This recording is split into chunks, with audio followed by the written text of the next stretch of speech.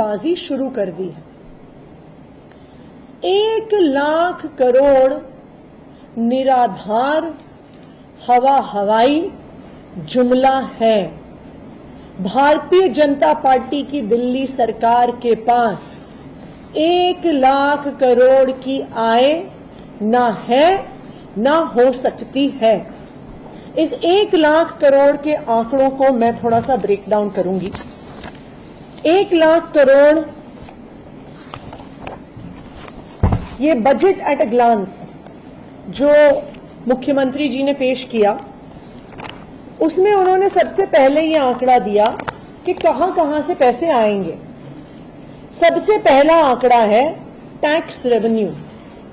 Tax revenue में इन्होंने कहा है कि 68,700 करोड़ रुपए आएंगे, जो पिछले वित्त वर्ष से 10,000 करोड़ रुपए ज्यादा है।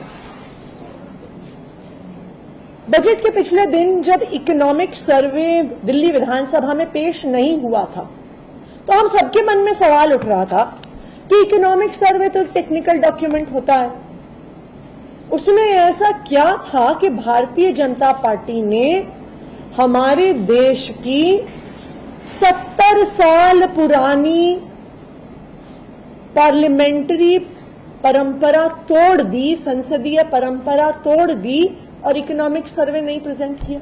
1951 से बजट का हिस्सा है इकोनॉमिक सर्वे। 1964 से बजट के डॉक्यूमेंट से अलग होकर बजट से पिछले दिन पेश होता है इकोनॉमिक सर्वे। लेकिन जब ये 68,700 करोड़ का आंकड़ा सामने आया, तब मुझे समझ में आया इकोनॉमिक सर्वे क्यों नहीं पेश हुआ। क्योंकि इकोनॉमिक सर्वे दिल्ली की इकोनॉमी की स्थिति बताता है। रियल एस्टेट सेक्टर कितना बढ़ रहा है, सर्विस सेक्टर कितना बढ़ रहा है, स्मॉल ट्रेडिंग कितनी बढ़ रही है, रिटेल कितना बढ़ रहा है, होलसेल ट्रेडिंग कितनी बढ़ रही है। अगर इकोनॉमिक सर्वे सामने आ जाता तो ये हवाई टैक्स का आंकड़ा जो पिछले साल से 20% का इंक्रीज दिखा रहा है, वो भारतीय जनता पार्टी अपने बजट में नहीं रख पाती। भारतीय जनता पार्टी की अपनी केंद्र सरकार का इकोनॉमिक सर्वे जीडीपी ग्रोथ 6.5% पे प्रोजेक्ट कर रहा है। 6.5% जीडीपी ग्रोथ पर 20% टैक्स का इंक्रीज, ये कुछ अद्भुत ही चमत्कारी इकोनॉमिक्स है जो सिर्फ भारतीय जनता पार्टी कर सकती है। जो आंकड़ा एस्टिमेटेड टैक्स रेवेन्यू का भारतीय जनता पार्टी ने रखा है, ये बिल्कुल फर्जीवाड़ा है, निराधार है, और इसी की वजह से कल बजट से पिछले दिन इकोनॉमिक सर्वे को सदन पटल पर नहीं रखा गया।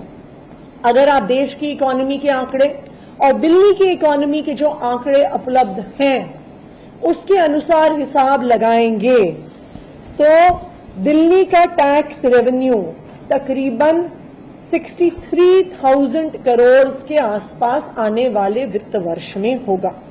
यानी भाजपा की सरकार से एस्टिमेटेड 5,000 करोड़ कम, तो 1 लाख करोड़ का बजट आ गया 95,000 करोड़। दूसरा, ऐसा कहा गया इस बजट में कि 15,000 crore loans against small savings, 15,000 crore का लोन दिल्ली सरकार लेगी।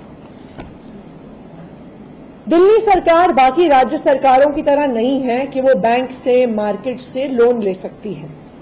इसलिए लोन दिल्ली सरकार सिर्फ नेशनल स्मॉल सेविंग फंड से ले सकती है।